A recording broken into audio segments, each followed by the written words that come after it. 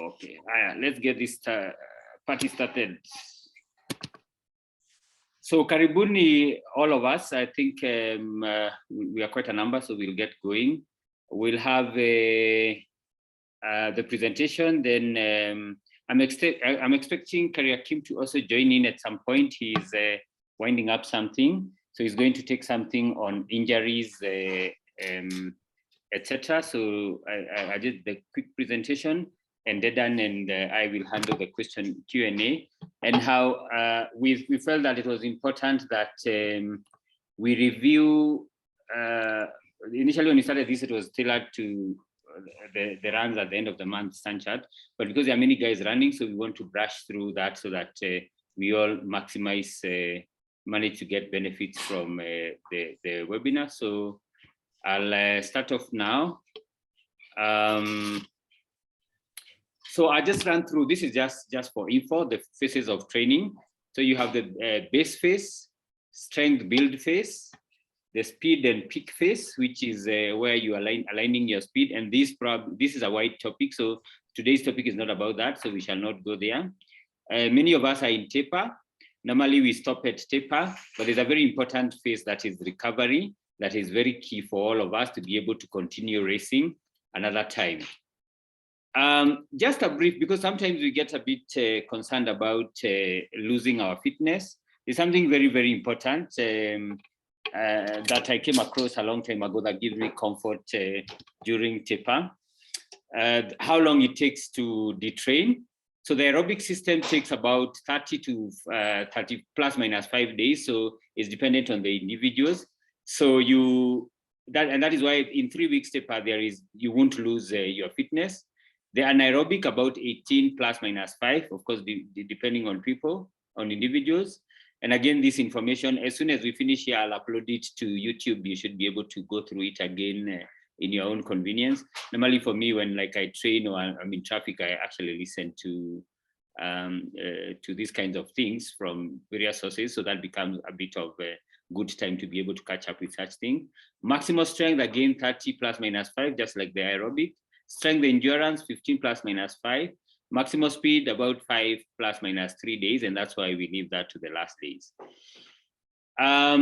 We are talking about taper. So what is taper? Basically, taper is offloading mileage, and we'll see how we do it. And why do we taper? It helps us to reach the starting line at peak fitness and with maximal energy reserves. The levels of muscle glycogen, enzymes, antioxidants, and hormones return to optimal range. Muscle damage that occurs during sustained training is also repaired, and immune function and muscle strength improves. Remember, when we are training very hard, all these things are getting harassed, and we are training for a race. And that is why it is very important for us to be able to understand that training in the last phases of towards the race is not beneficial. Basically, for you to perform very well, you need to offload all those stresses, get the body prepared for that one race, the final push.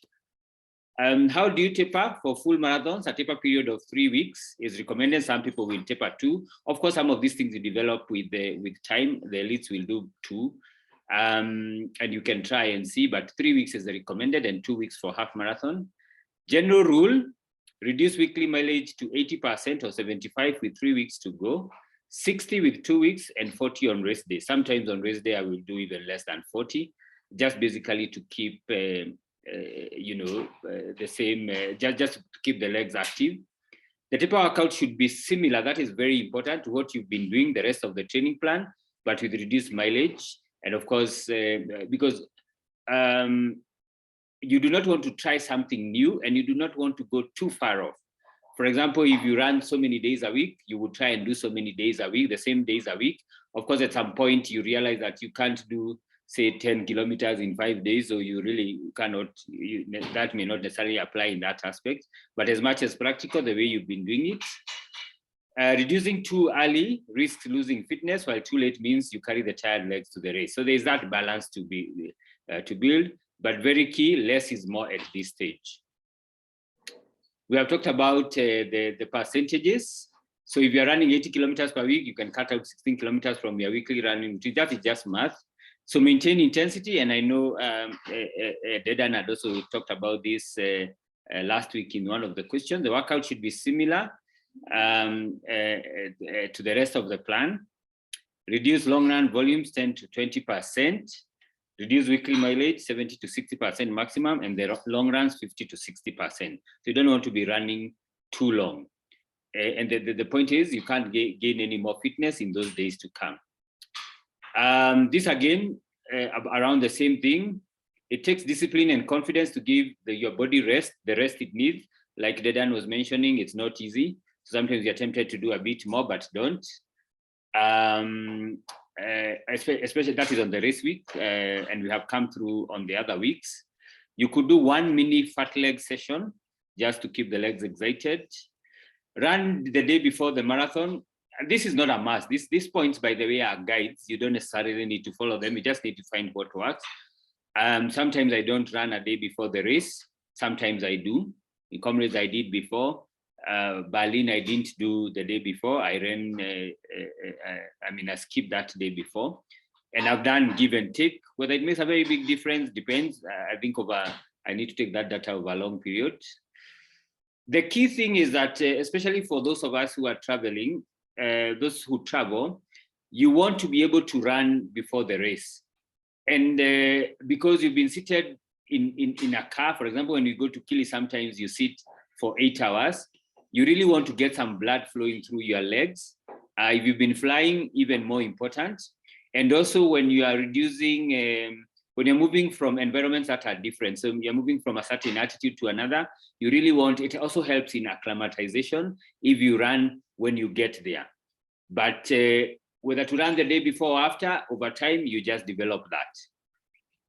But that is just what it means, stimulate the nervous system so that they respond better the following morning. That could be the day before. My PB is on a day that I did not run the day before. So I guess you just need to find what works. Getting the most out of your taper. Tapering is not just reducing mileage. You need to taper your other training. So you reduce your core. I dropped my core about 10 days to the race, and strength training. Do not introduce any new exercises at this point. Don't see guys doing some interesting stuff and try to copy them. Don't even do more stretches than you normally do. Just keep things the way you have always done them, and preferably reduce if you can. Customize your taper to your training. You can get massage. Again, if it's deep tissue and you haven't done, and everyone in your WhatsApp group is doing them, you don't have to do them if you've not been doing them, especially the last few days, because massage can also leave you very sore. Keep stretching, but maintain the same regime as was the case before the taper. Rest up. We are recreational runners, so we normally it's expected that the days before the race, you rest up. Normally for us, it's the other way around. You have deadlines at work before you can travel. You have many errands to finish before you can move. So we get a bit overwhelmed the week of the race. But if it was practical for you to shelf this, not shelf, but do them a bit earlier, but there's always unforeseen. I remember one Comrades runner said they shut off some lady saying they shut off their computer at midnight the night before Comrades, and they were leaving their home at 3 o'clock to drive to Comrades. You can imagine that. So you switch off your computer at 12, you are leaving for a drive at 3. So basically hardly sleeping, but that is just such as life for recreational runners. Plan your travel and meals during your travel well. Normally when I change time zones, I will even check, you try and switch, because then, for example, if you go to the US, then you'll be eating at night. The time you'll be eating there will be when you are sleeping. So you must plan to be able to switch your meals, because remember, you want to switch your meals and you want that switch to also align with your toilet times, which is one of the number one very key things for runners when you go to the loo. So all those dynamics you have to put into mind. Don't just leave them to chance. I think that was about that. So nutrition needs during taper, I think they switch around. Be fully hydrated on race day will help prevent you from bonking from hydration. This is just a point. Just an additional point. During the tapering phase, you reduce your consumption of alcoholic beverages for those of us who take them, to make it easier for your blood, for your body to rehydrate. Remember, some of these things dehydrate your body. Then you also don't want to overhydrate because you can lose your electrolyte balance. There's a recommendation to load up vitamin C. You can take fruits, etc. You take in a lot of protein to aid in the repair and recovery of muscle during the taper period. Then towards the race, like we said about nutrition, we modify the carbohydrate-based diets just to be able to get a bit of carb loading. And we also had extensive discussion on this. I don't want to go to that because we have a lot of discussions that sometimes it may not be necessary to really carb load, because the carb load or you only need so much, because when you lower the intensity of the training, then the food you're eating becomes more than enough. Of course, for your hours training, make conscious food choices and reduce your calorie intake just slightly. During that point is a bit misplaced. During the early taper, keep fiber high as it aids bowel movement. So during the early taper, you want to take high fiber foods, but towards the race, you want to reduce the high fiber foods because they aid in bowel movement, and you want to reduce your trips to the loo in the run. There is something called tapering blues, and Dedan talked about it in the run on Saturday, and I'm sure we shall go through it. It is perfectly normal to have irrational thoughts and doubts as race day moves closer.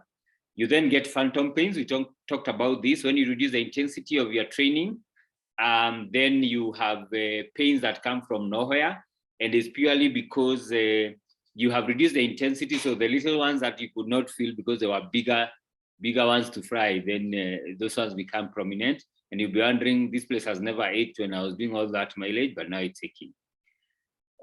Sometimes you try and run at your race pace, for example, for 1 kilometer, and it feels very hard. So you feel sluggish. You are paranoid about standing within 1 mile radius of anyone who coughs and sneezes. It's probably worse this time, especially when we've had this pandemic. You really don't want to get anyone who sneezes, you run. Self-doubt, it's normal to have a little doubt and some negative thoughts of whether you have trained well. Have you done enough training? What if I don't feel good? What if I'm not able to run at my target pace? Those kinds of things are normal, but when the race starts, they will dissipate at some point in the race. How do you overcome taper blues? Confidence comes from preparation. You have done it 1,000 times. Come game time, you're only doing it one more time. That's a quote from Kobe. They say Kobe Bryant used to train so hard, the race used to be like his day off. But anyway, for us here, of course, you should be able to take confidence in the fact that you have trained hard, the long runs you have done, the strength workout you have done. So whatever you have done should be able to give you confidence. The hard courses you have run, the fact that you are well rested, and some other experiences in running. I mean, you can hold on to anything. You just find something to hold on to, whatever works for you. And they're also here on the side. You've been healthy for months, and now you are all stuffed up, and you've diagnosed yourself with every ailment on WebMD. You have a marathon anxiety nightmares. In the build-up to comrades, there was one question that, is it only me, or is it are other people getting some crazy dreams about, some people dreaming about waking up screaming, they have forgotten their shoes to the start line. Someone went to the start line and they found the guys had left.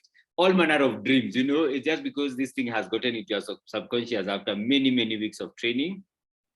And many others. So it is perfectly normal to feel that way. Yes, that is about taper. I'm expecting Kariakim to join in sometime, so we'll just keep that common injuries and we'll go to pre-race days. Nutrition and hydration, I don't want to spend too much time here because we expounded this very well, but we have said up carbs, cut back on foods in high fat, and limit high fiber foods. There's an extensive discussion on our last meeting. Very, very important as you look at, and this actually you should have looked way before, is the route profile. You really don't want to be finding a hill where you didn't know there was a hill. So every course has a route profile. So it is very, very important for you to study that route profile. In fact, we studied way before so that you can be able to know how to train. If it's a flat course, then you know what to expect and how to train for a flat course. If it's something hilly like this, then you want to know that you'll be running this way at some point, and there's a place at some point when you'll have to climb and descend, etc. It's very important so that you know what will hit you before it hits you. Study about the notes on the course, because sometimes you have to travel and you have no clue how to travel. In fact, I remember in Berlin, because we were not too sure about the station to alight, and there was this story and that story. We took a train ride and alighted at the exact station and then went back, just to be sure, because you really don't want any one of these little things now coming to mess up all those weeks of training. The water point is good to know where the water points are. Sometimes they are not conventionally placed. Comrades had them at 3 kilometers, sometimes they're at 5 kilometers. That is very important to know. And this information is always there and is always sent out. But sometimes when those emails are sent out, we never look at them. Also, the day before, again, go through your race day plan, the race goals, and review those race goals according to your current situation. I mean, we all want to run faster than our last run, but maybe where we are at in training does not allow us to do that. So race goals, have a pacing strategy.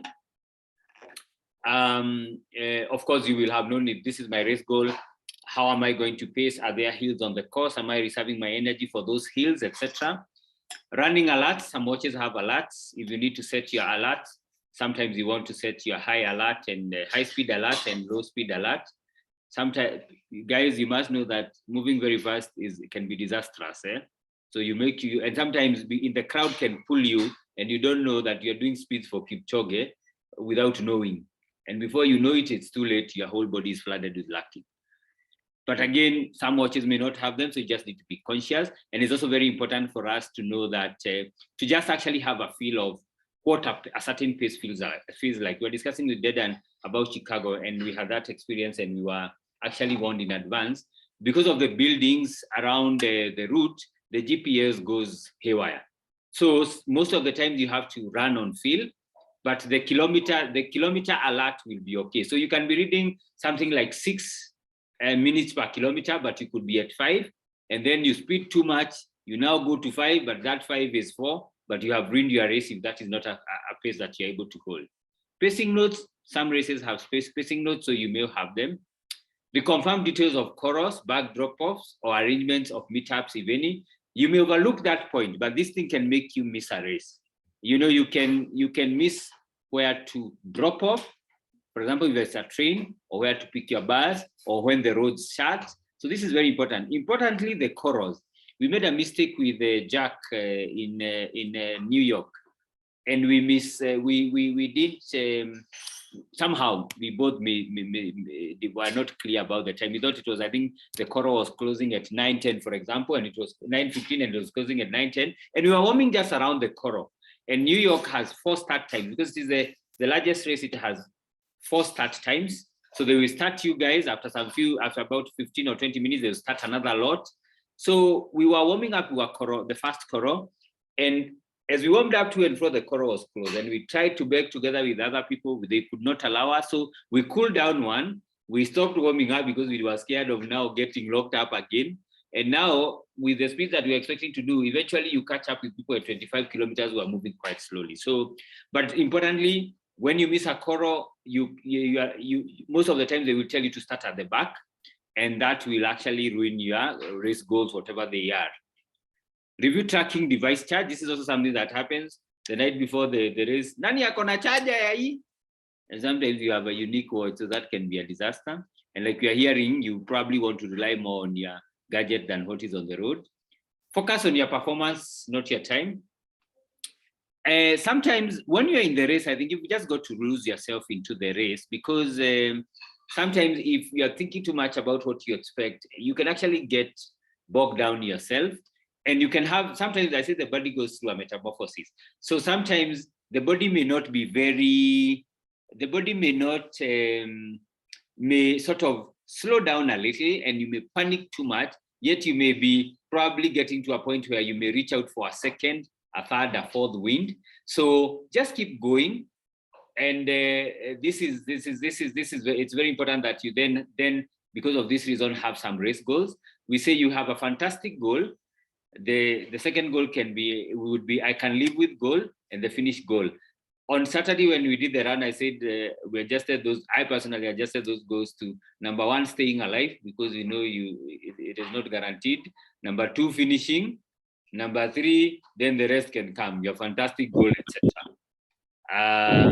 So it's always good. And then when you run for greater causes than a PB or a finish line, you see, when things go haywire, then you know that, even, for example, when you run for a charity, you know that, okay, I've missed my PB, but I will be able to, I need to try and finish this race as long as I'm not hurt, because I'm doing it for, say, a cause, cancer, for someone who had this issue. So there's something bigger, so that when things are going haywire, you're not totally discouraged. And we all know, if it happens to goat, if just his ears can make him get defeated, so who are we anyway?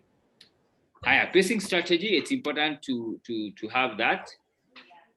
Remember, there's what they call the 4-part golden ratio that governs marathon pacing. If you start slow in a marathon, you have a good chance of finishing fast. You can run negative splits, quicker for the second half than the first. However, of course, you don't try and stay very slow so that you run up fast. You still are chasing goals. So there's, we're not saying you run too slowly. We're just saying within your capabilities, make your first half a little slow. For us, Mia Motors is not very easy to do negative splits. The elites are able to do it. Even Kipchoge this time didn't manage to do that. He always does that. But yeah, that is the whole idea. If you start at a reasonable goal pace, you can finish at the same pace, which is even splits. If you start too fast, which is what many of us do, most of us do, me included, sometimes, because you're reaching out for something, you may finish too slowly, okay? So that is very important to notice. Think of the race as 2 halves. Allow yourselves to slow by 2% to 3%. This is theory, so I've never done the math. But basically, that is the thing is not to be too fast the first round. Although in most cases, you should stay with your pacing plan. Occasionally, the weather or other circumstances may merit slight changes in your strategy. So you don't have to be rigid on the plan. If things are changing a bit, you can also change your plan. This is this is actually, I took this from Douglas. He paced very well in London. It was actually almost like on autopilot, the pacing, So very good pacing. Then I haven't checked if it's here, but it's fantastic pacing. That is what we all dream to get. It doesn't always happen, but we've got to keep trying, because we have to chase dreams. So every time we have to try and push ourselves. Pacing in a group. Okay. Sometimes we want to follow a group. So how does it help? When you run, especially the guys who run Chicago, they call Chicago the windy city. There's a lot of wind. So if you find guys running behind you, it's not that you are defeating them. They are just making you do all the work, hiding behind you.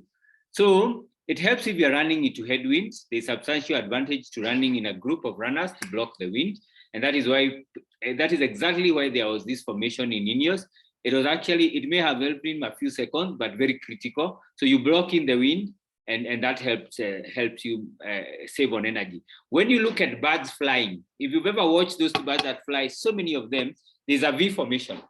And basically what happens, the strongest birds are at the front, and the weakest ones are at the tail of that formation, so that they do very little work in terms of fighting the wind, and the stronger guys are at the front. So it's the same thing. So you draft behind.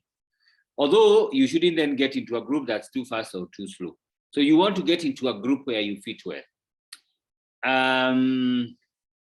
Although drafting behind other runners will give you a small energy advantage, most of the benefit of staying with a group is also psychological. When you run with a group, you may not get tired, but you must make sure you get the right group, because then maybe by the time you realize you are tired, you are moving too fast, you have already killed your race. You don't have to set the pace, and you can relax. For example, when you have a pacer, if you have a sub 4 group, then you don't need to be worried so much about the pace, hoping the driver knows what they are doing. It is also, most runners also find it mentally difficult to run alone for long stretches of the marathon. You can measure the trade-off between company and having to compromise your strategy by a simple rule of thumb. If you have to deviate from your goal rate pace by more than 8 to 10 seconds per mile, it will be important to drop away from that path. I mean, and you can always tell, and these are just numbers. They are not, it's not scientifically proven, so that as long as you are within that, you are okay. No. You have to evaluate how you are feeling.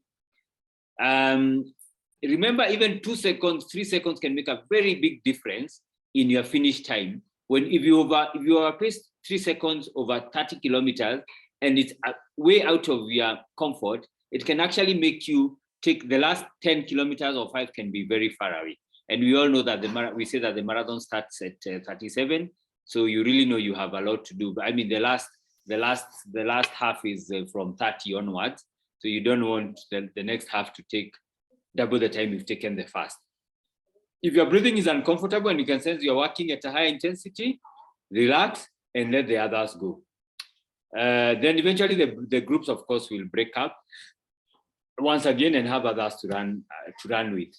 Kit confirmation, very important. I know we normally do this for IG, but normally it's a very key thing. Check your shoes. You know, when we were doing comrades, the coach told us, have a list for packing, have a list for unpacking. In fact, he says that one day he went with his gels to the loo, placed them somewhere in a bathroom and left them there, and realized when he was at the start line that he didn't have them. Kila kitu weka kwa mwili, hata kama ni kwa socks. Okay, put everything on your body, even if it's in your socks. So the shoes, the gear, the gels, or whatever you use, attach bibs. Remember, bib is very important. You don't want to run all that time, and then, of course, you will have discovered you don't have your bib, because they also use it to check your chorus. Rest more the day before. Set alarm and backup. Can be disastrous if you woke up the day after the race. Sleep enough. Normally, the night before the race is not very easy to sleep. So we say try and sleep the nights before, try and sleep.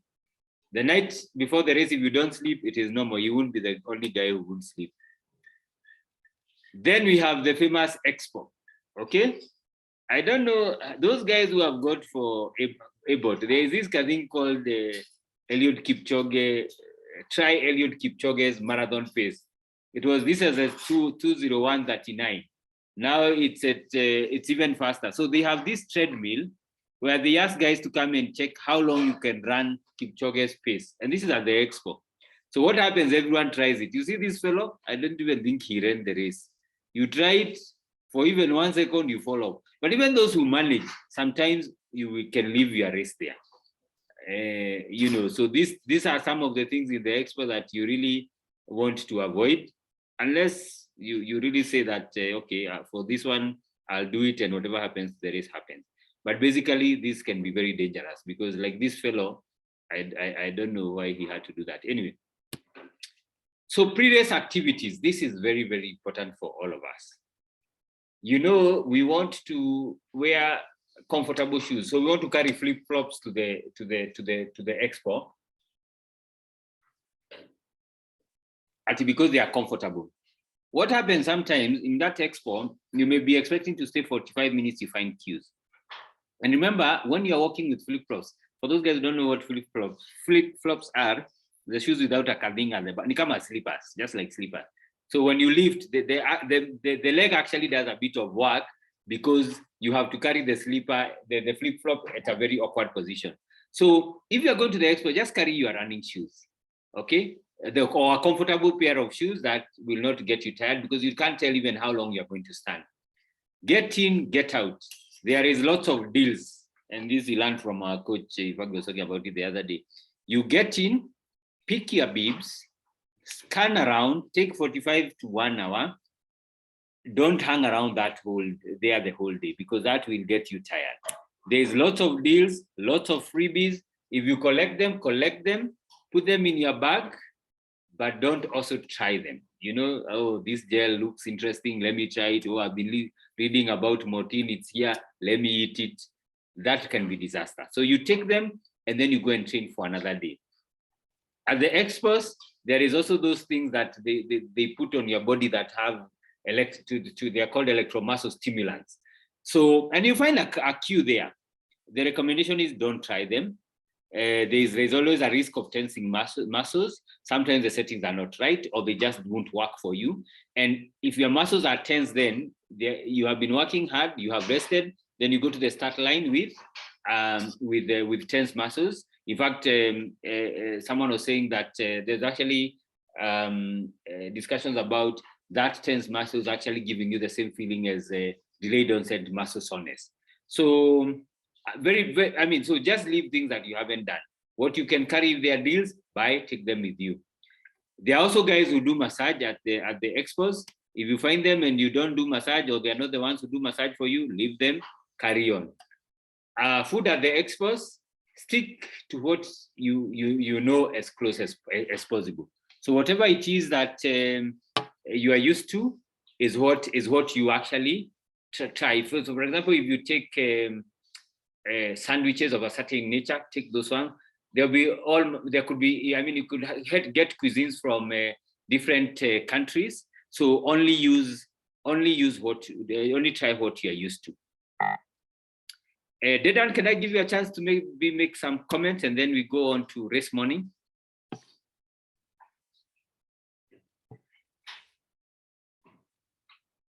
Yes, let me make a few comments about tapering, and I would like to share my screen. Yeah. Let me stop my share.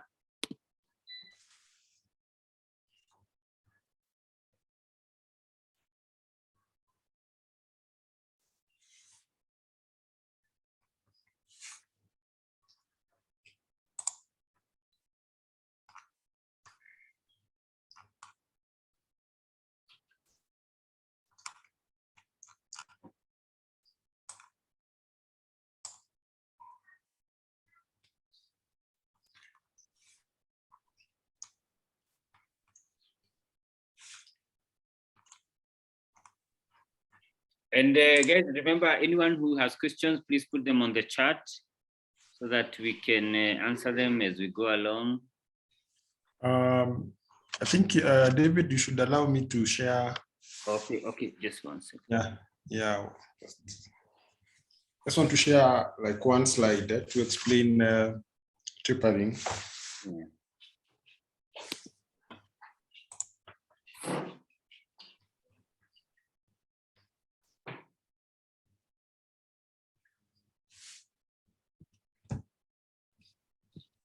Okay, so try Dedan. Okay.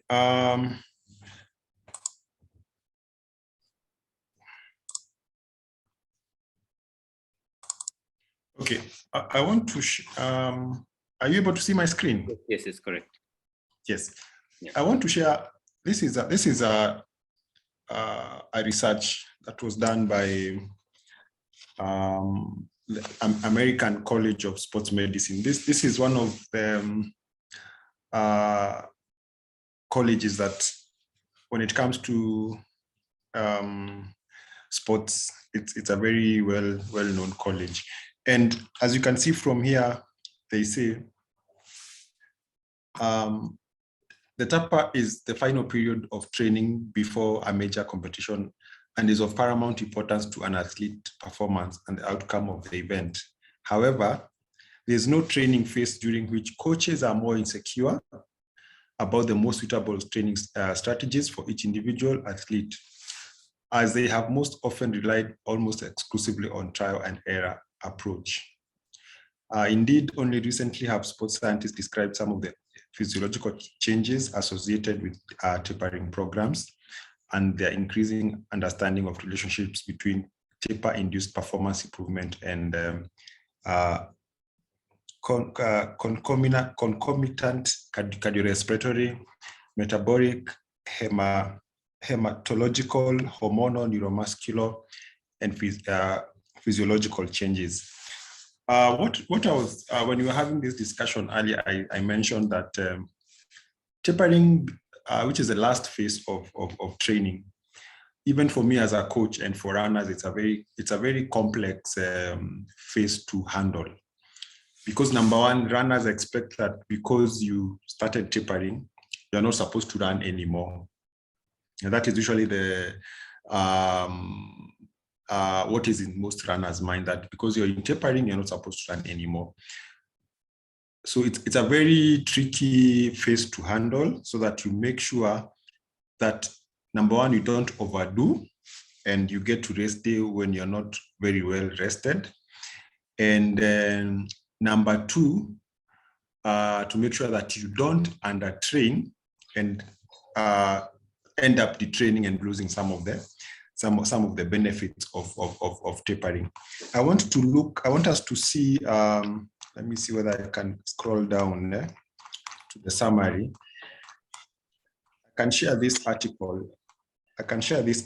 So I want us to go through conclusions and practical implications. Number one, the primary aim of TAPA should be to minimize accumulated fatigue rather than attain additional physiological adaptation or fitness gains. This goal should be achieved without compromising previously acquired adaptations and fitness levels. By this it means by the time you're getting to tapering, you've already acquired all the training adaptations required for the race.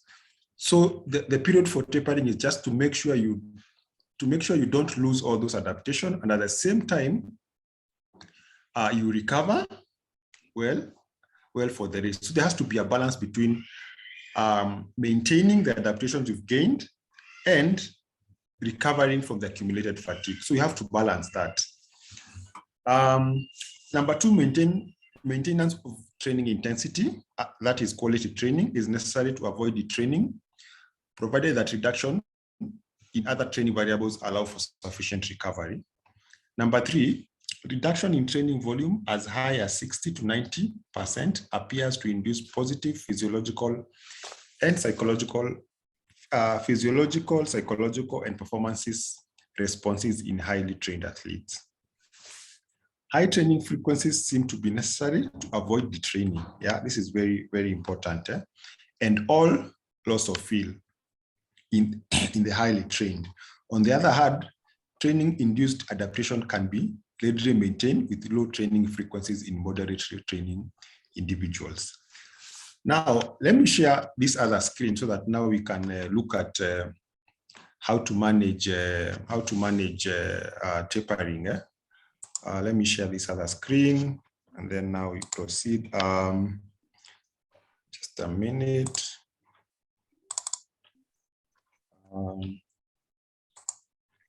You can see my Excel? Yes. Yes. So I've done just a demo, just a small demo of how to manage tapering, following the principles we've seen there. The number one principle is to maintain intensity to avoid training. So assume this is a 4-week, this is a 4-week schedule, week 1, week 2, week 3, week 4.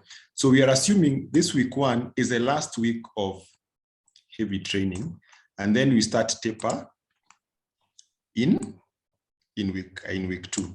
So you can see this last week of intense training, you have a 45 minutes tempo, Tuesday, an easy run, 70 minutes, Wednesday, interval, Thursday rest, Friday, 60 minutes, easy run, and then the longest run, 180 minutes, fast finish, long run.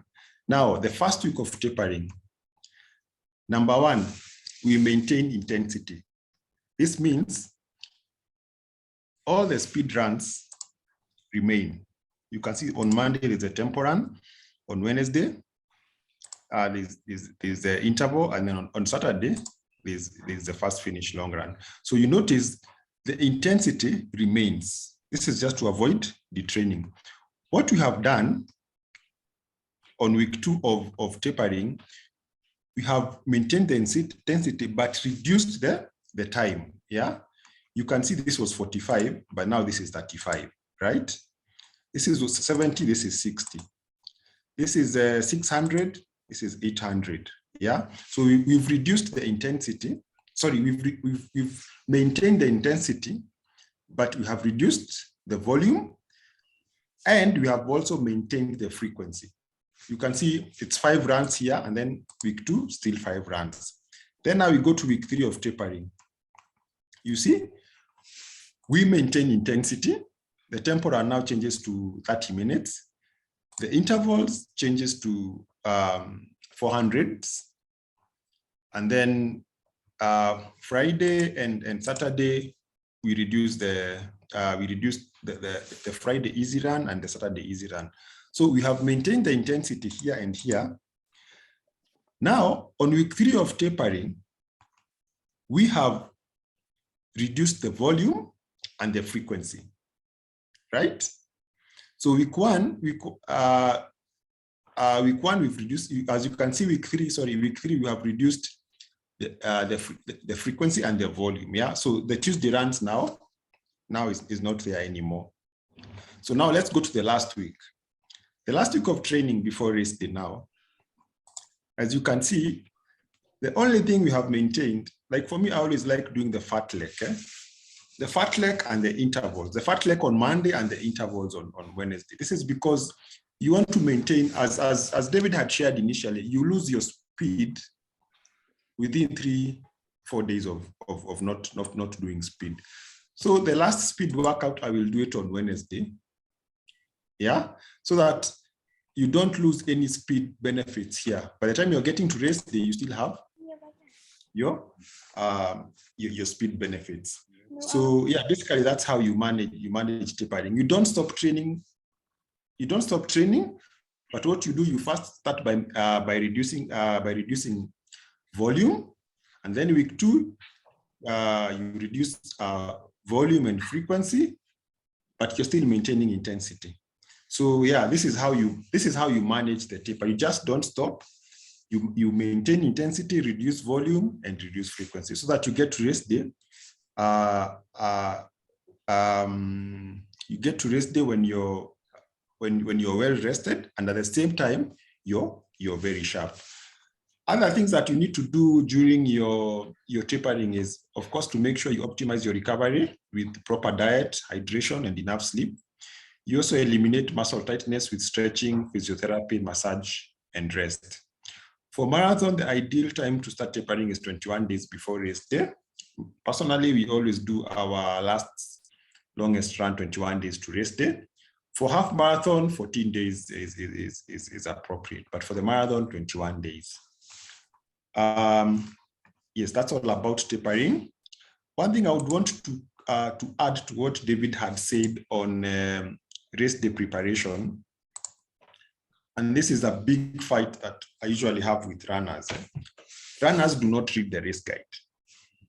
Yeah, every race has a race guide, and somehow runners expect that because you're the coach, you have an idea of what each race will encompass.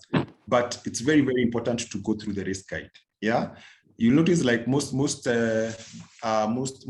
races nowadays are sending the race guide on email, or you'll find the race day guide on the website. It's very, very, very important, because number one, there are certain rules that some races have and others don't. I'll give an example. Chicago Marathon does not allow hydration bags. Yeah, so you might end up carrying your hydration bag to the race, and then at the entrance, you're told you should not get in with the hydration bag. So these are some of the things that you really, really need to do. Get the race guide and get to see the rules and regulations. I don't know whether most of you have read the race guide for Kilimanjaro Marathon. You notice Kilimanjaro Marathon, there's a place where they say earphones are not allowed. Yeah. Some of these things we might think they are not they are not important, but in case anything happens to you when you're having earphones on a race, they might not take responsibility. So it's very, very important to go through the race guide, read everything. Yeah, the maps, the time each wave starts. Yeah, race guide has everything. So it's always important. And don't expect someone else to read the race guide for you. Read the race guide for yourself. One more thing also about the race, it's about the bib. Yeah, that bib you're given, if you look behind the bib, there's always the place where you're supposed to enter your details. Your emergency contact, I think others even have the blood group. There's a reason why that is there also. So it's very important when you get your bib, fill in where you're supposed to fill in your next of kin, contact, and all those details.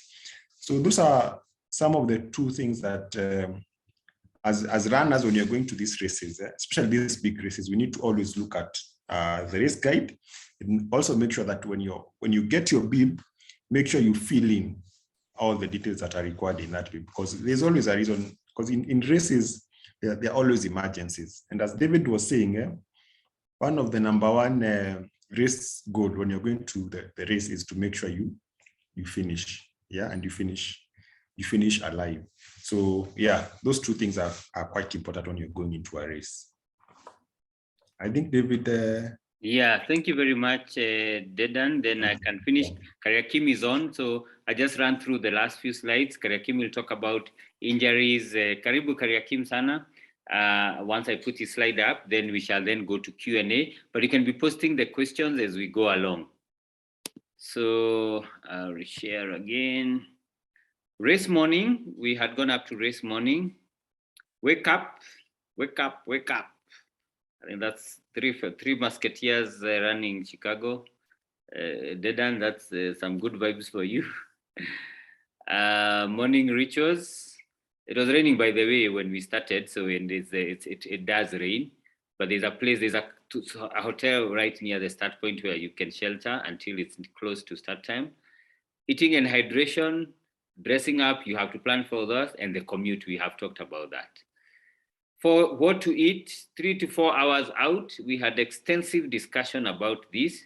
So allow me to skip that, and because it's going to be here, you can look through it. But there's more notes on the other on the link that I sent with the other details of food. This one is important for me to mention because it has a bit more information than what we discussed. So the gels, we said some of them have caffeine and some of the drink. So what are the benefits? Increased alertness, decreased perceived exertion, and therefore reduce fatigue. And they may work for some people, they may not work for others. If you haven't used them, don't use them because you have seen this slide. It takes time to reach effective levels in the body. Taking an appropriate dose of caffeine 60 minutes before training or racing can stimulate performance. And I think when Kariakim comes on, he's going to tell us how much is allowed, because they say if you take too much coffee, like for the elites, there's so many cups can lead to some levels being too high, and you might fail your doping test. Take smaller doses of caffeine. This can be in form of gels. Using caffeine together with carbohydrates provides an enhanced performance effect compared to taking each in isolation. So that's why the gels have caffeine. Instead of you taking something that has caffeine and the gel, they are now combined. The combined effect is bigger. And here there is always that question, can caffeine help you run faster? You still have to train. It won't make you move fast if you are not training. Start area, figure out where to drop your bags. Dedan has said a very important thing. If you are reading that guide, if you are looking at using your hydration bag and you find it's not allowed, I think you'll be totally disoriented. Look at the bathroom times. I think every time you are warming up, you then know that you need to go to the loo before you get to the start line. So all that, there's a lot of management to do on race day. In fact, it's almost like you actually have a certain program that you must follow within a very short time. Remember, you must warm up for the race. All these things must happen, so you need to manage yourself well. Warm up and dynamic stretches prepares your body to run at race pace so that you're not starting just suddenly. Very, very important. If you start running when your body is not warmed up, you're already stressing something that is not ready to go. Beginners whose goal is to finish can warm up during the first couple of miles, not some guys chasing some time. Season marathoners attempt to run the marathon faster than normal training pace and need to find an optimal warm-up. So you are looking at a PB, you need to be warmed up and ready to hit that pace as soon as the gun goes or as soon as the crowd allows.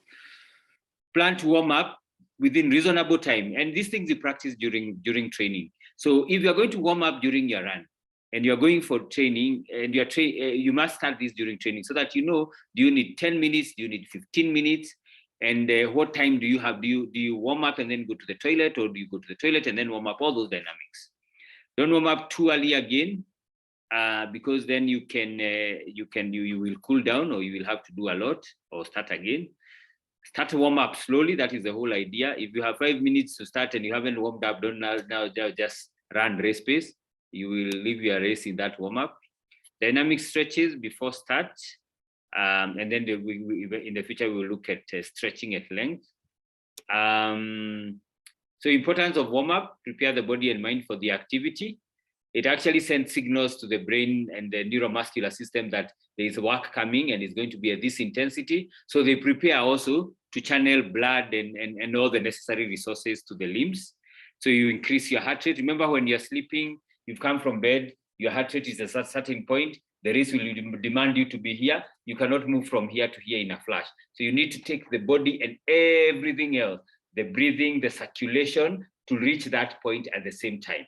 If you try to do it very quickly, you fatigue your heart even before you move the first kilometer, your muscles will get issues and you actually risk injury. So all those things you take into consideration. The race itself, this is the fellow who carries everything. I'm not too sure whether he'll eventually run. Nothing new on race day. Shoes, pacing strategy, no new hydration, no new stretches. Stay off your feet before the start. Issues on the course, very important. Stitches, side stitches can seriously slow you down, maybe even causing you to run, your run to come to a halt. That can happen to any runner. On new runners, it happens because of poor breathing. Even for us, it can be breathing, and there's some science behind how the diaphragm reacts and gives you stretches. I may not be technical enough to go into that, and maybe we can listen to Kariakim as well on that, those stitches. But when you slow down, one of the things that you need to do is the main reason is that your diaphragm is often not able to handle the new demand. You slow down, take a few breaths, and then you can then build up slowly without moving too fast. Engaging your core can also help to support your new breathing demands. Part of what course training helps with is actually strengthening those core muscles. Gastrointestinal distress, this is very, very common. And sometimes you just need to take one little thing to send things haywire in your stomach.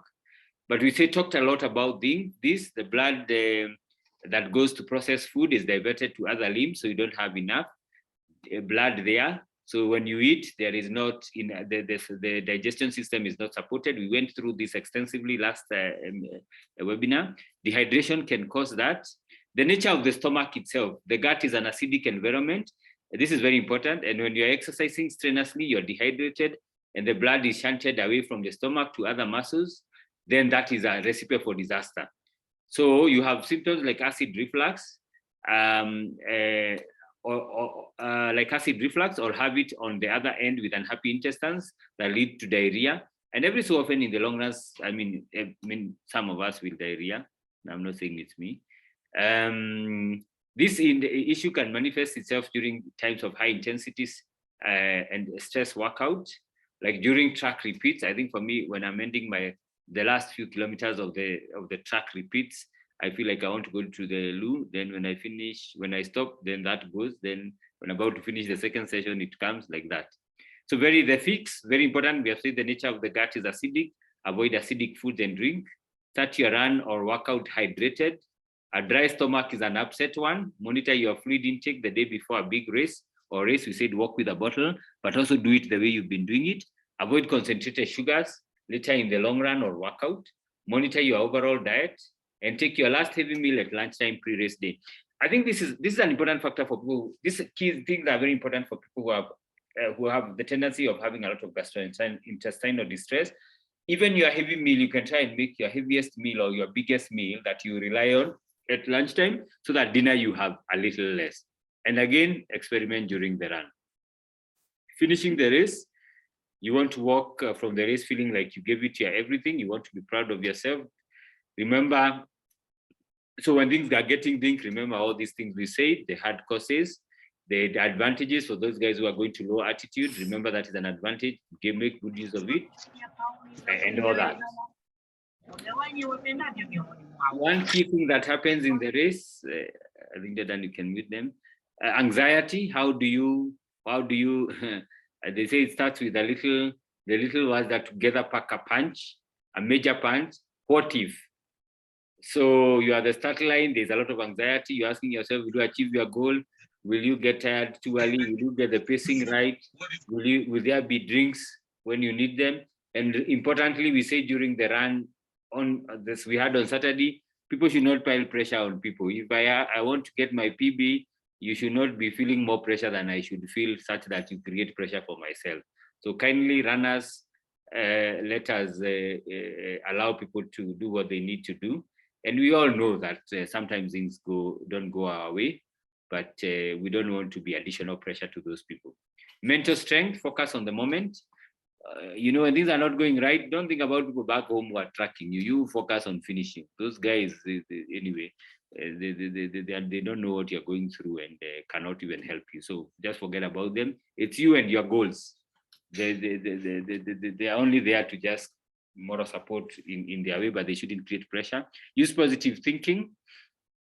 There will be portions of the race that challenge your mental fortitude. When this happens, get positive beliefs. Positive beliefs lead to positive emotions. Get positive beliefs. This was me in Boston. Like I told you last time, I finished wrapped in paper bag, marinated in like meat being marinated. It was very tough, but I went slowly by slowly until the finish line. Have a mantra. If you don't have one, find one then. If you have one that is not working on that day, get another one. Reconnect with your why. Why do you run? I remind people when we started running, we didn't know about PBs.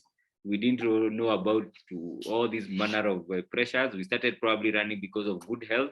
Remember, that is why you came in. And some people are running because running is the one thing that gets them, is actually their medicine. So when we are here judging people, how they've been training hard, how they probably ran too long, what your description of overtraining should not be other people's definition, and you should not load on other people about that. Leave people to run and let them do what they need to do. If your comments are requested, then you can give them, but don't impose them. Very important. Find a way, not an excuse. Understand why both willingness and optimism are mediated by self-talk. When not to finish, important. If you are injured, limping, of course, you have to tell whether it's actual injury. If you have specific pain during the race, very important if you are lightheaded and unable to concentrate, because that time can come. We need to be alive to that. Or if it's obviously extremely overcome by muscle cramps, you have a torn muscle, heat exhaustion, then you must be able within yourself to tell you when to stop. Very important. Then you get to the finish line, medals. Do you need any attention? Post-finish, keep warm, very important. In those countries, it can get very cold, so keep warm. And then we say the post-race hydration, the way we had talked about it. Liquid food, high carbohydrate snack within half an hour, because that's when a maximum glucose uptake happens. Liquid food supplements, protein shakes, etc. We talked a lot about them. Then the rest is on recovery, the days ahead. Those notes are there, rest and recovery. So I want to skip that and go back to a slide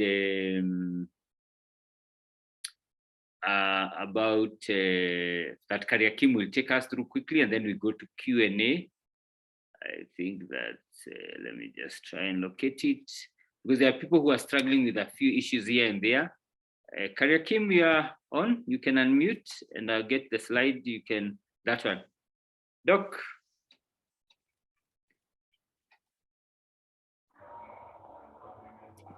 Yes, how are you? Hey, very well, Doc. Karibu sana. Asante sana. Hey. You can take it from here. Yes. Good evening. Good evening. Yes, yeah. Asante sana for giving me this time just to have a brief discussion on some sports injuries, but much we are going to just concentrate on running and also to concentrate on pre-competition challenges. First, we just start the common injuries that we normally have. As you know, as you see on this, you can use the slide David has shown. We have injuries that affect the hip. We have injuries that affect the back. That's like piriformis syndrome, the pain you can have tapping on your back. We have injuries that can affect your knee, either on the outside, which we call the IT band, the common one. And also we have the one that affects the knee in front, the patellofemoral syndrome. And also we have the one that affects down on the foot. We have the plantar fasciitis, the inflammation of the plantar fascia, and also we have things that happen on the knee, between the knee and the ankle joint. We call it the shin pain. Most of the causes of these injuries, basically they are classified into two. You can have the contact injury, or you can just have the one overuse from running. And the major causes of these injuries, as we know, we just summarize them. Like when you are doing too much too soon. For example, you had a program, and maybe you had a target of let's say 120 kilometers in a week, but due to some unavoidable circumstances, you end up maybe doing 80. So in the process that you want to recover those kilometers, maybe you are doing them in a week, but now you have like 3 days to go. So you end up combating and doing a lot of long distance, so that you end up overworking the body and also destroying the body tissues. So we say, like, if you have missed your training, I mean, you have missed your target, you are doing like 300 kilometers or 150 or 80, say 50. And maybe by Thursday, you have only done 10. And now you have 40 to go. So you find that for you to cover the 40 kilometers, you want to do them maybe in 2 days. And maybe your ability normally, the maximum you can do maybe in 1 day is maybe 15 kilometers, or sometimes 10, or sometimes maybe maximum 20, but it rests in between. So what happens if you do them at the same time? You find that you end up making your body prone to injury. So if you fail to meet your target in a specific time, you just hold on and then wait until the next week. You start the program afresh, forgetting the previous one. Another one is improper rehabilitation. For example, if you get an injury, how do you know that this injury is the one that you can continue, or you can stop, or you can just hold on? So normally what happens, if you get injured, we feel pain, especially maybe on your leg or on your back, the best thing to do is to stop what you're doing. You are doing like 25 kilometers, and you are at say 20 kilometers. The 5 kilometers, just forgo them, because if you forgo them, it means that you are going to save your healing time, maybe by like 80%. And like if you say there's no gain, no pain, you end up destroying the tissues, and you end up staying it for 1 month or 6 weeks, so that you can get well. Another issue we have that most brings also this type of injury is improper training. But that one, I'll leave the coaches so that they can tell us. Like, for example, when do you do your speed work? during your training program, let's say you have a marathon in 4 months' time or a marathon in 6 months' time. When do you do your strength training? When do you do your long run? When do you do your temple run? When do you do your fat leg? And then do you do your speed work?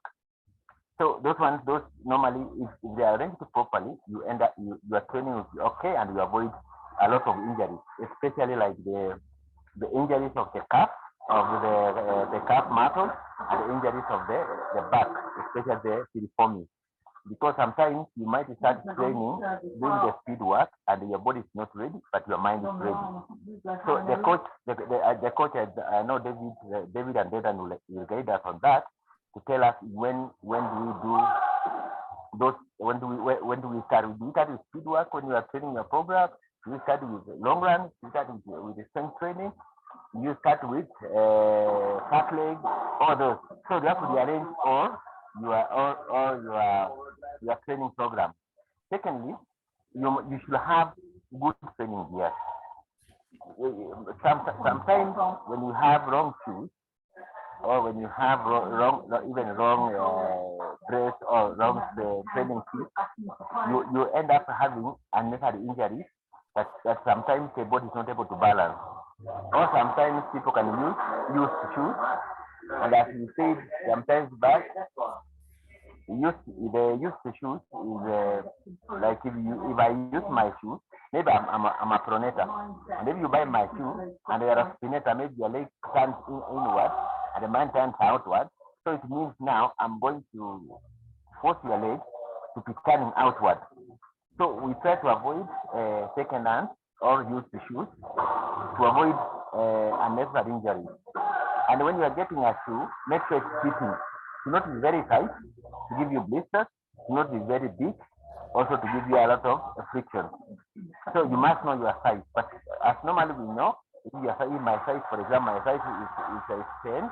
So if I'm going to buy a sports shoe, because of the sock and sometimes swelling of the feet as I run, so I take like a 0.5 extra from my ordinary size.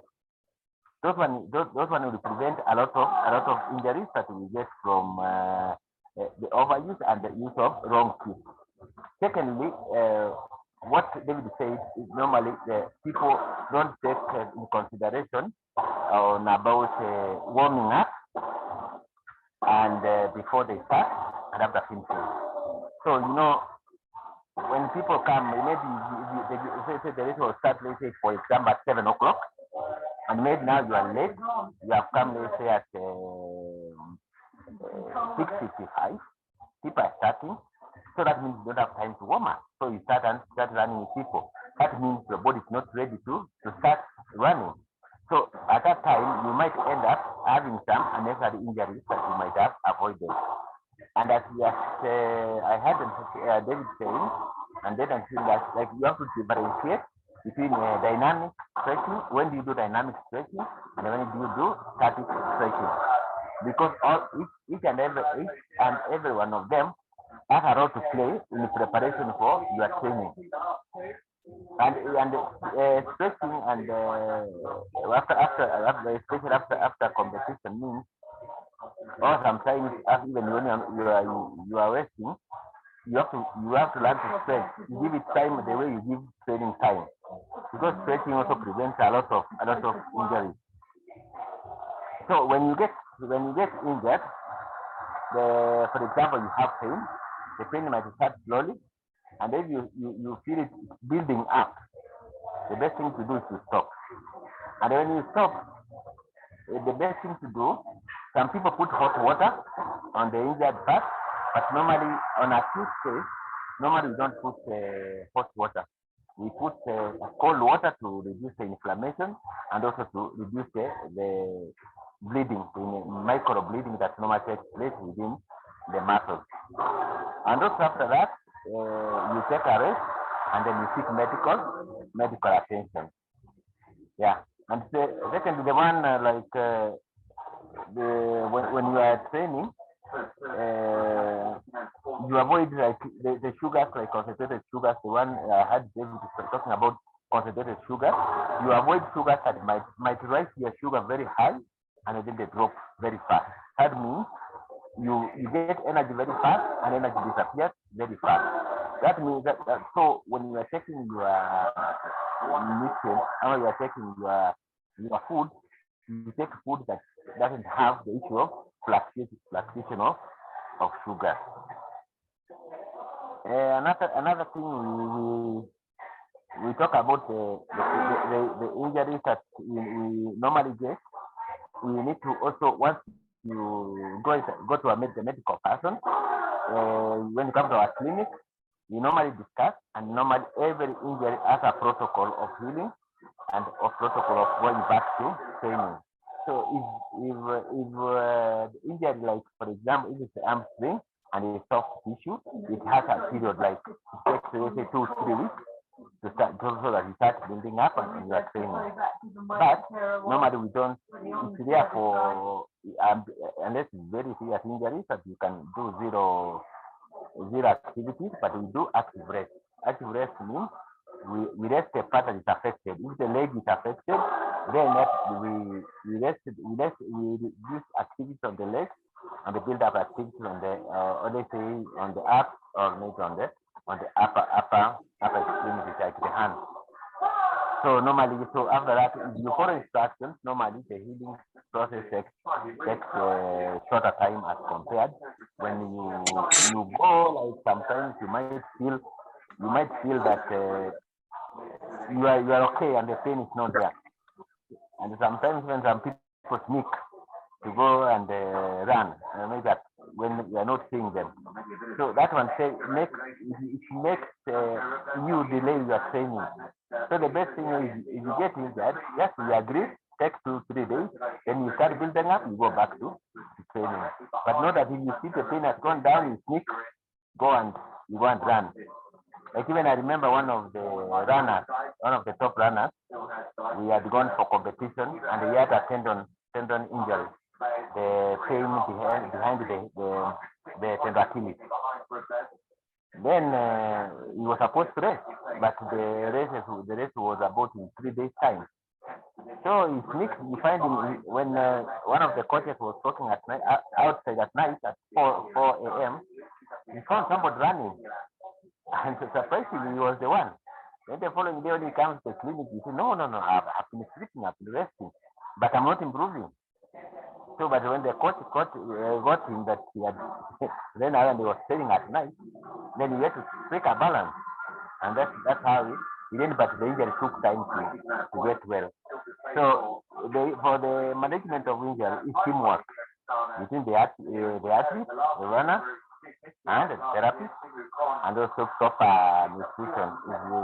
Like sometimes we have supplements that we add, that some of them help the muscles to repair fast.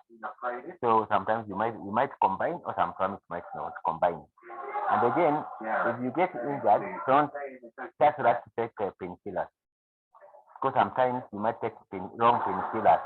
Because some painkillers, when you take them, they block the muscle fibers from joining to the other muscle fibers.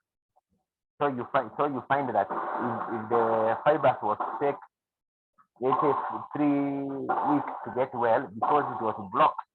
So it will take another, let's say 6 weeks or 5 weeks. So those when you take the difference between painkillers, and anti-inflammatory. So normally we prefer using anti-inflammatory than painkillers, so that we also don't mask the pain, and you end up causing more damage to the muscle than expected. Yeah. So those are the causes and the cons of the injury. So you can now, but David, the questions we can go through now.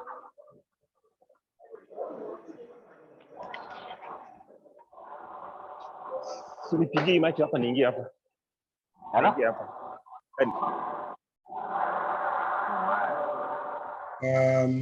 David. Sorry, yeah. Hi, Kariakim. Sorry, now I'm on.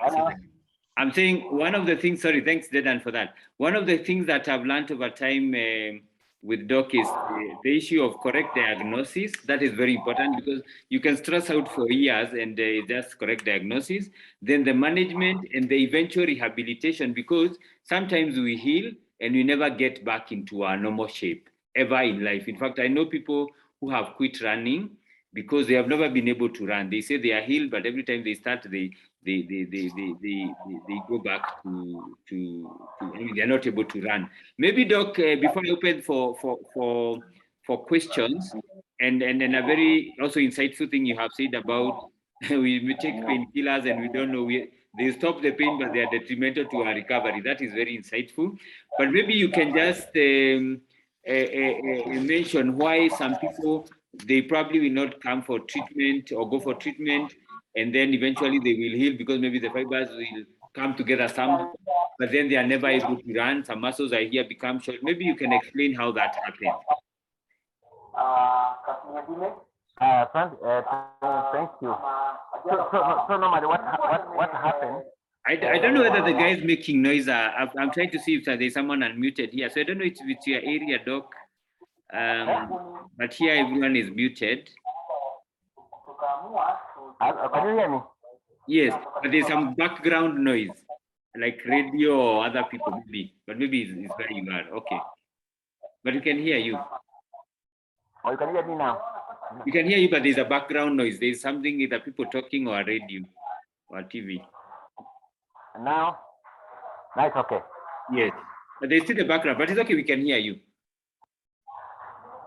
Okay, so I was saying like normally when you get injured, for example, in the body we have different types of tissues. We have ligaments, we have muscle fibers, we have tendons, and also we have the bone. For example, if you get injured, especially like the muscle you tear like the hamstring, that's just flesh, muscle fibers. Those muscle fibers sometimes, if you take some painkillers that are not that goes and block the you know when you get injured, the muscle fiber look for the other muscle fiber that was cut to join to make it strong, to make it the way it was before. But the event that you take the wrong medication, you find that those muscle fibers they block the head. So when it comes to joining of the muscle, they don't join, and you find that I had even some runners.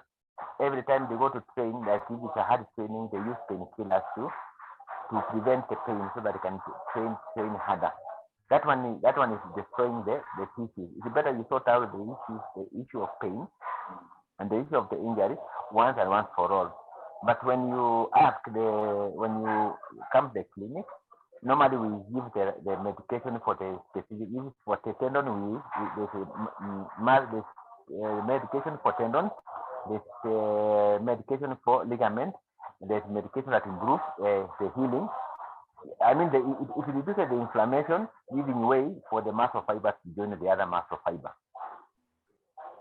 Yeah. Okay. All right. Yeah, that is very good. Okay, we'll open for Q&A and comments. So maybe I can start off with the questions that are there. Dedan, I don't know, maybe you want to take us through the questions. Dedan, can you see them?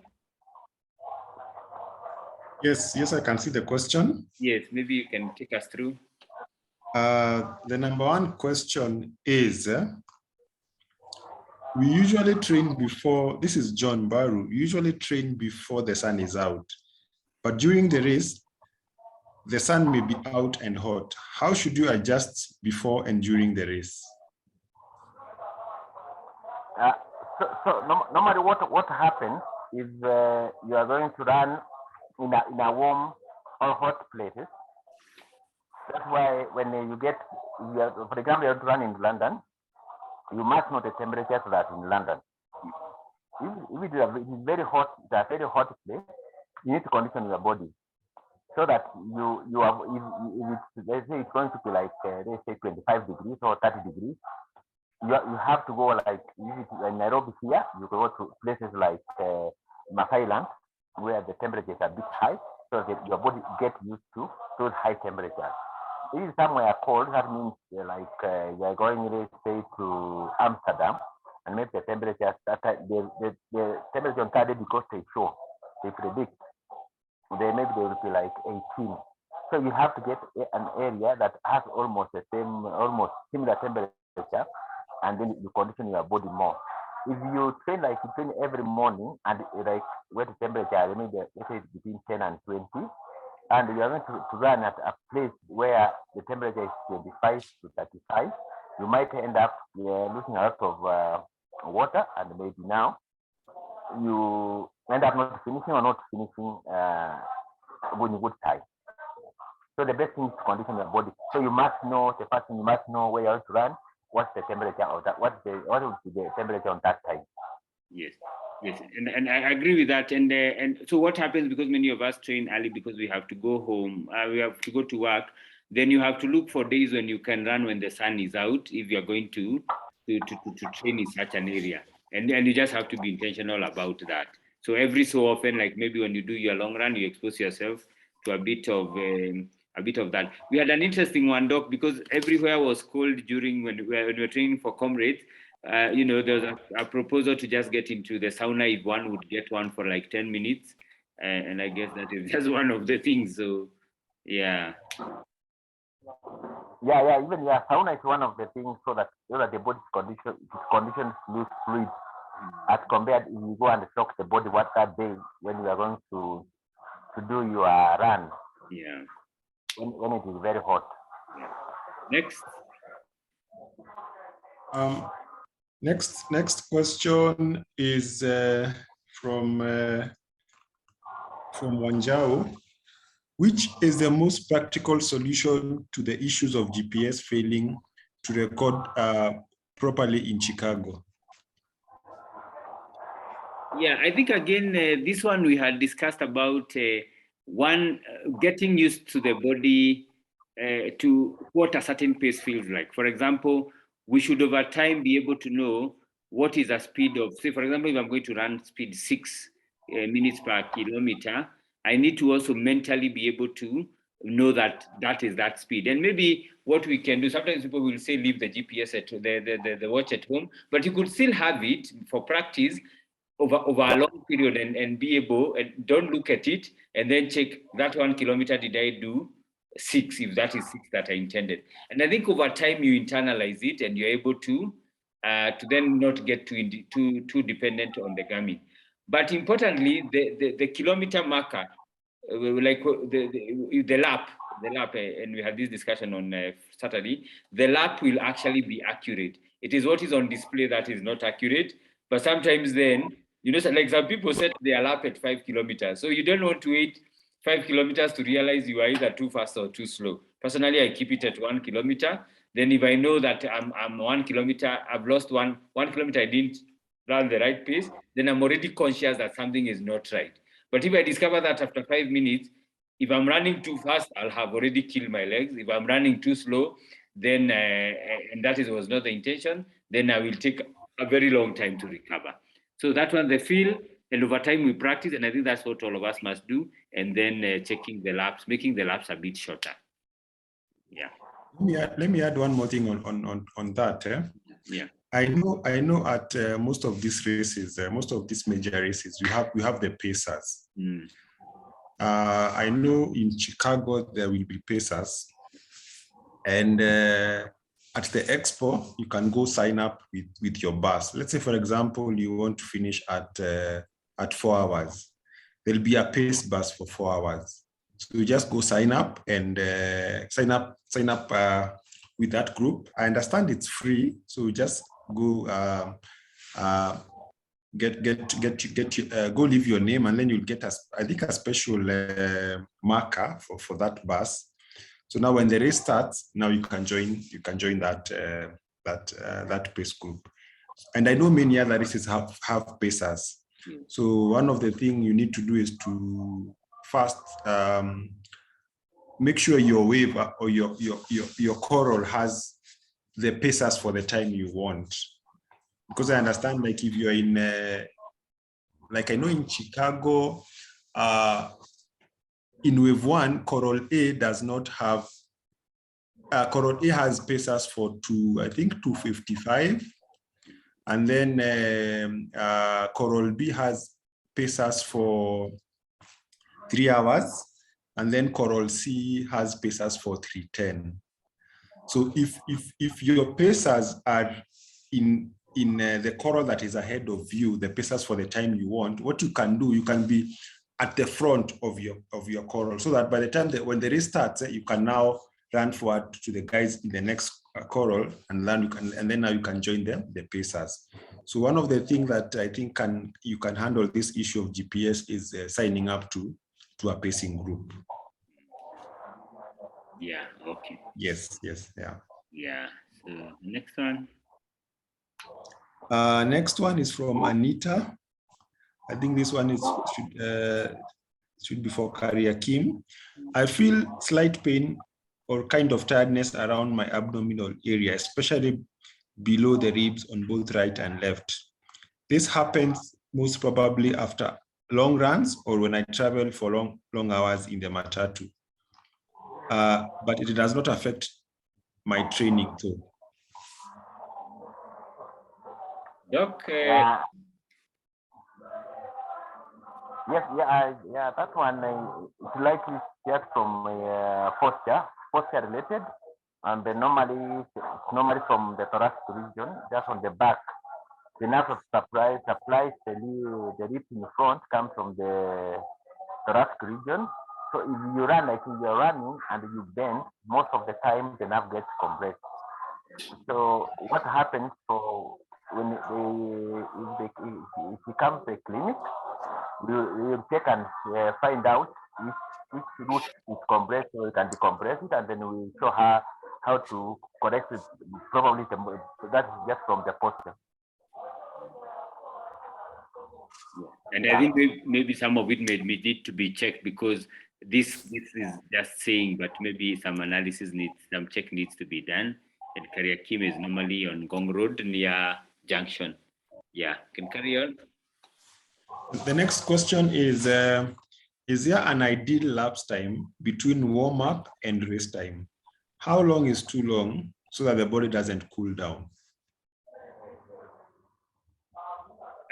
Doc, any comments on that one? I can share from my personal experience, but maybe you may have technical on that, or I mean.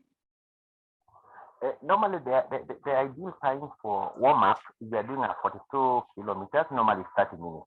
Yeah.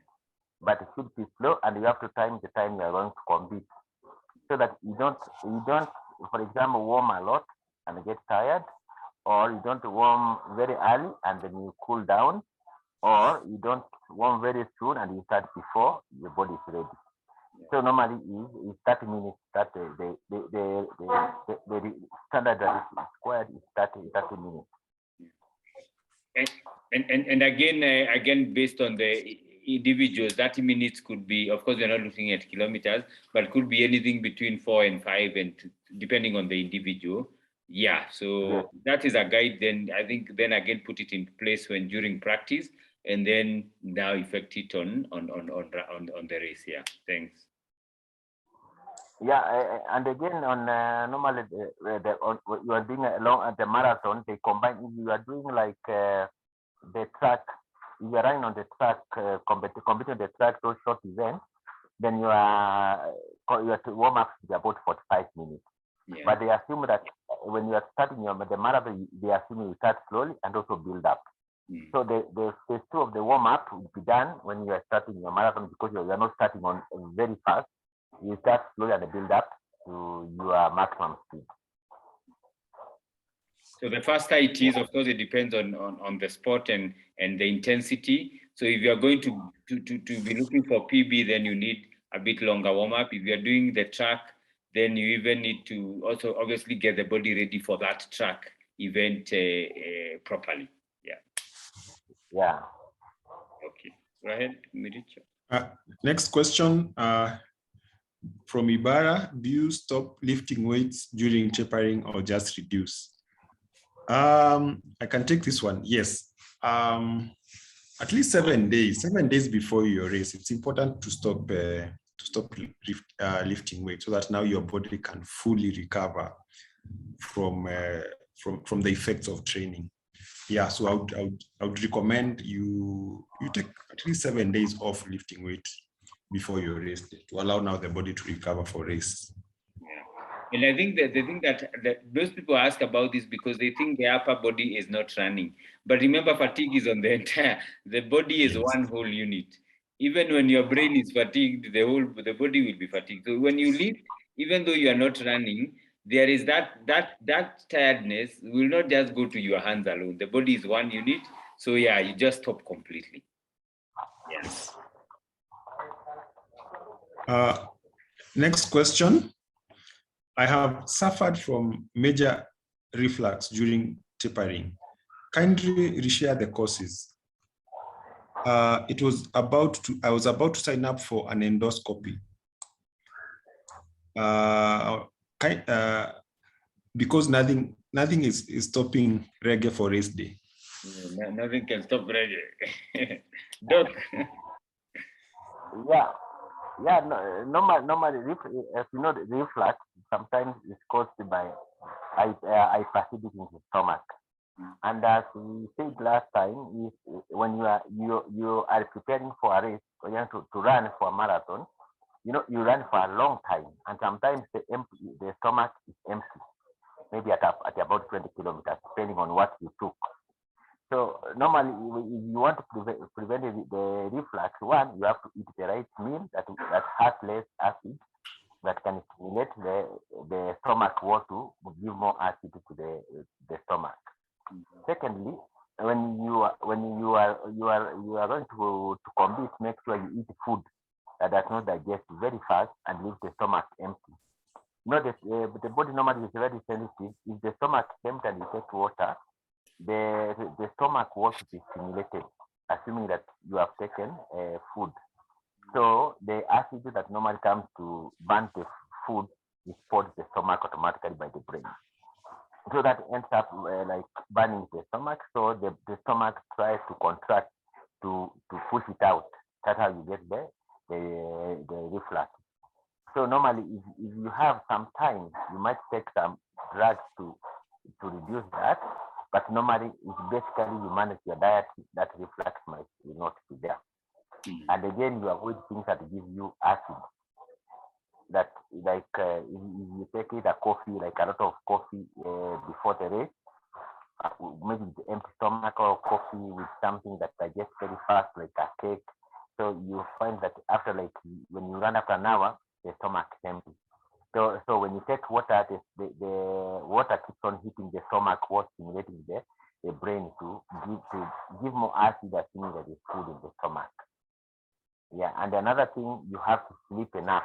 Most of the time, you don't sleep enough. Again, that one also gives the same effect. When you are running, you might also get that hyperacidity in the stomach. So yeah, I think that is very insightful, Doc. And I think we talked about training the gut and that it's trainable, but of course each of us handles it in a different way. So I think you just need to find what will work for you, and that can only be done by trying. But of course, informed. And we had also mentioned that things like fruits will also add to the acidity in the stomach. Yeah. So I hope that answers. Go ahead. The next question is from Yvonne. How to know the cause of knee pain, especially to differentiate it from runner's knee? Oh yeah, the knee pain for runners, that's from overuse. Basically, there are about three types of injuries you can easily get. One, you get the pain in front of the knee. And this pain is normally aggravated when you go down the hill or downstairs. Yeah, because you are going to say it is a lock home mechanism of the patella. That means the patella is scratched from inside, underneath. Basically, it's due to tight quad muscles. Maybe you ran when the quads were not relaxed, or you have not been stretching well. Secondly, we have the pain that you get on the outside of the knee. That one mostly, if it's not maybe a contact injury, it's just from overuse. It's based from IT band. The IT band is the one that separates the anterior compartment and the posterior compartment of the knee. That's the quad and the hamstring. So if you get the pain, the other pain is also aggravated when you are going upstairs, and sometimes when you are sleeping, when you sleep and bend your knee and you try to stretch, you can feel it, or sometimes you can feel the pain, or sometimes some numbness when you are sleeping at night on the outside the knee, coming up your glute on the other side. The other pain you can get is from due to muscle imbalance of the knee, the one you get from the inside of the knee. We call it attached to adductors. Sometimes if it complicates, you might even get a growing pain. But if it's not, you can just get basically on the knee, not on the groin. Yeah, and sometimes also you can get, if your hamstrings are also tight or they get injured, you can also get pain on that hole on the back. We call it popliteal fossa. Sometimes you might get pain on the behind the knee. Yeah, so the best thing to do normally, if you get pain, it's good to get checked, especially the runner's knee. That one, you can't say there's no pain, no gain, because it comes due to overuse, and the patella is scratching the bones, the femur and the tibia head. Yeah. There's another question here for you, Kariakim. Yes. What causes muscle overloading that leads to shin splints? Yeah, first, shin splint, we have it's of two types.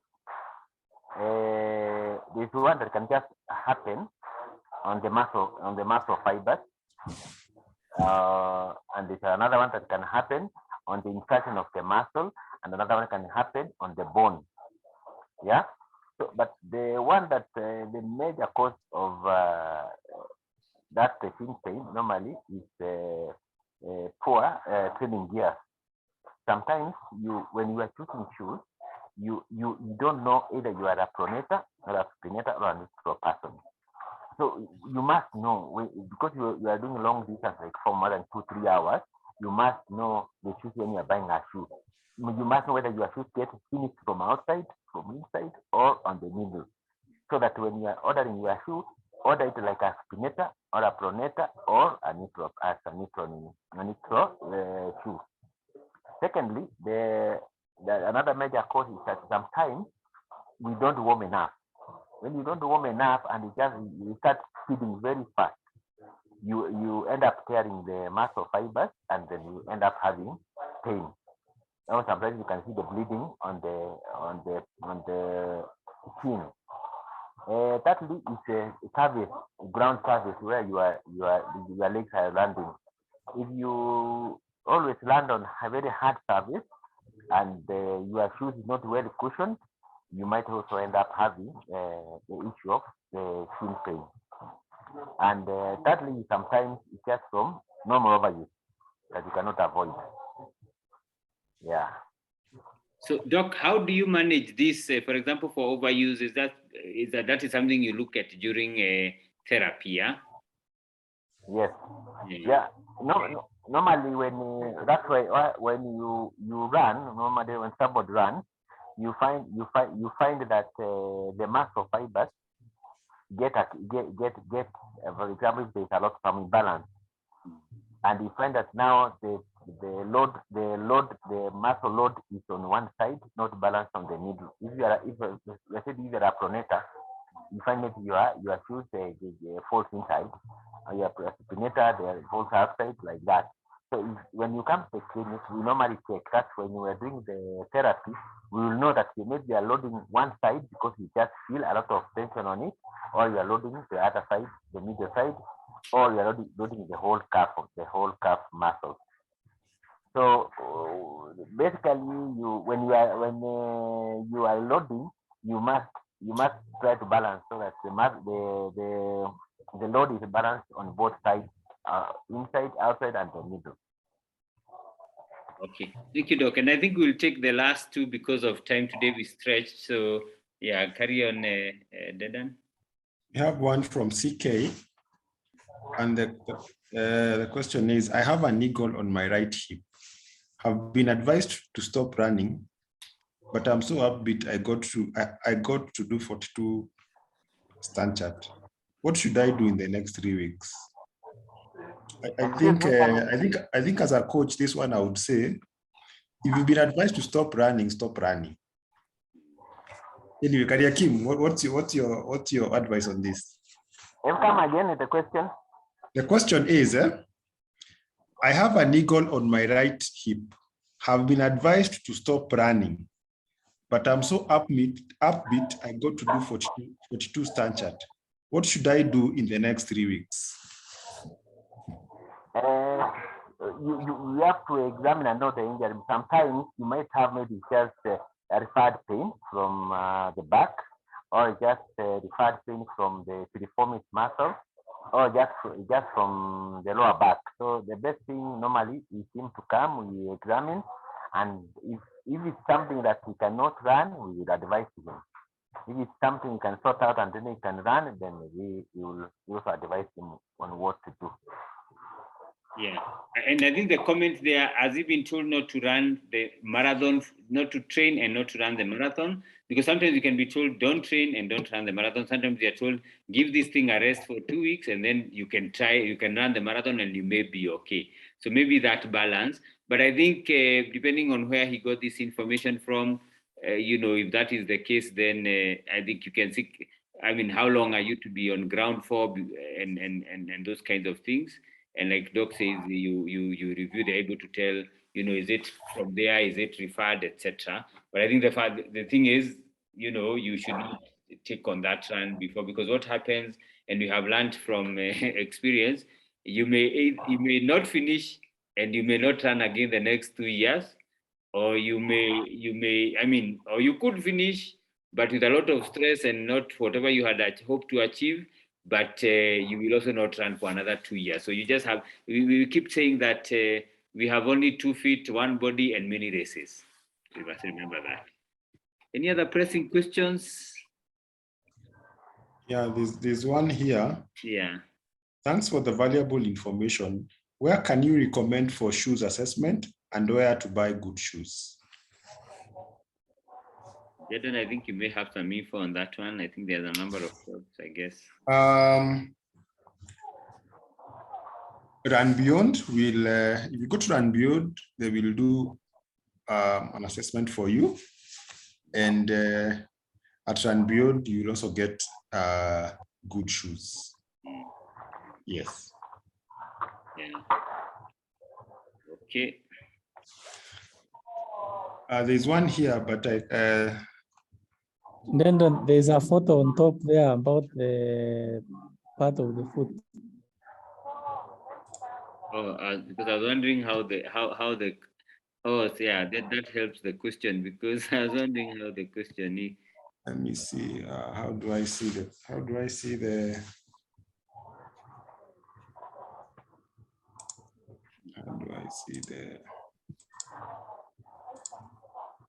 Okay. On the plantar fascia. Yes. Let me share that. Let me share that image. Yeah. Yeah. Okay, let me stop my share. Okay. Okay.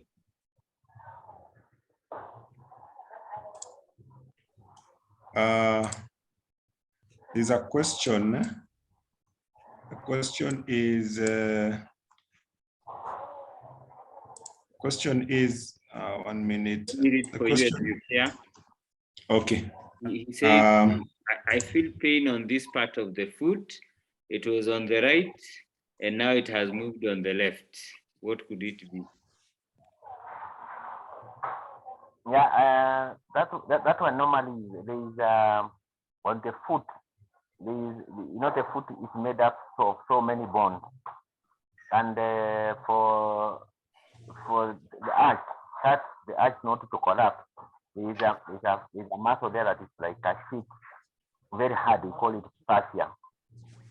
The fascia normally sometimes, if you run with long shoes that put it on a stretch and overstretch it, sometimes it gets inflamed, it gets swollen, and it will start paining.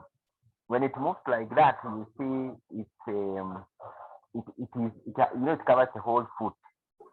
So when it moves like that, you find that down there's some inflammation. Yeah. So when you come to the clinic, you find that we work on the inflammation. There's a machine we use to reduce the inflammation. Sometimes we might use some arch support, or sometimes we just give you some drug to reduce the inflammation. And I think, Doc, this is the one that in an extensive case, when you step out of bed, you feel a lot of pain on your leg, yeah? You're not able to... in the morning. Yeah. Yeah, you feel in the morning, but when you walk a bit, it gets better. Yeah. Good. I think, David, there's one issue I want to mention that Kariakim had said. Yeah. And I'm glad this one has come from Kariakim. Yeah. It's the issue of this, like the way you have a target of 100 kilometers. Yeah. And then on Friday you are at 60. Yes. And you want to do 40 in 1 or 2 days. Yes. I think that is a big cause for injuries, and I'm very glad that Kariakim has mentioned that, because it's something I always tell the people I train. I always tell them, if you miss a workout for any reason, because there are many reasons why you can miss a workout. We have apart from running, we have life, we have work, we have many other things we are doing. If you miss a workout, do not try to compensate for it. Because if you compensate for it, number one, it will end up affecting the next workout. Yeah. And you will not, if it affects the night workout, then the reason why you're training, it negates the reason why you're training. So it's very important. If you miss a workout, there's no need of compensating. It's better, I always tell people, it's better you err on the side of recovery than err on the side of training. Yeah. Like for example, let's say for example, most people do their speed work sessions on Thursdays and on Tuesdays and Thursdays. So by any chance, if you miss a Tuesday workout, which is a speed workout, and then you end up doing it on Wednesday, and Thursday you have another speed workout, that means you are doing 2 back-to-back speed workouts. Yeah, and your body is not fully recovered from the speed workout that you did on Wednesday. So to avoid injuries, I think it's important to not to do too much, too fast, too soon. And I think this issue of injuries, we should have a full session for it. With Kariakim, so that at least we can inform runners that there are many ways you can avoid injuries. I know there are those injuries that will come because of other things, but those ones you can avoid because of our training, doing too much. We can always avoid them. Yes. Yeah, I totally agree. I think the one for injuries is very wide. We just needed to talk, of course, inform the guys as they go to race, and we have seen a lot of interest in that. So we shall organize for that, whether it's on or off races, because these are things that are with us, and information is power, and it's always timely. So we shall do that. I need to end now because we are going to 2 hours. This one was bound to be long. So we'll wish everyone who is going to run a very good time. The ones who are running this weekend, Dedan and team, we shall be following you and the rest, and we shall wish you well. May you have a good time. You enjoy. We are also going to be looking at the entertainment of the race. For those who are preparing for Sanlam as well, Amsterdam, Frankfurt, and even Stanchart, we also plan to have pacers. We are organizing, I'll be sending out a message for guys who want to pace. We are just trying to put that together. So those are the things for pacing. We're just locating them and putting the stuff together. So just try and make also our local race as interesting as possible so that we can all enjoy. Thank you so much. Enjoy your evening, and then we catch up. Dedan, any parting shots?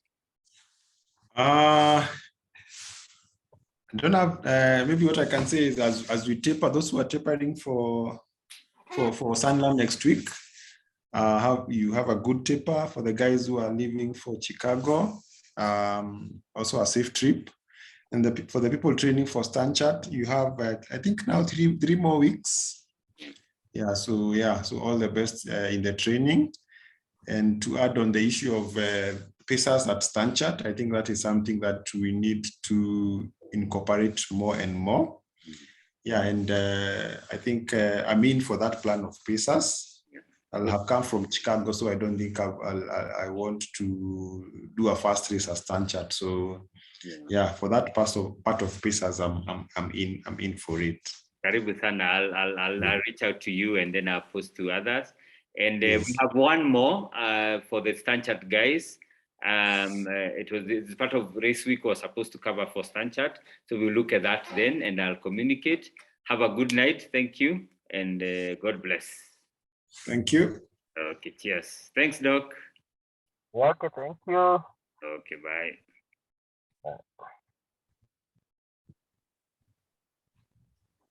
Thank you.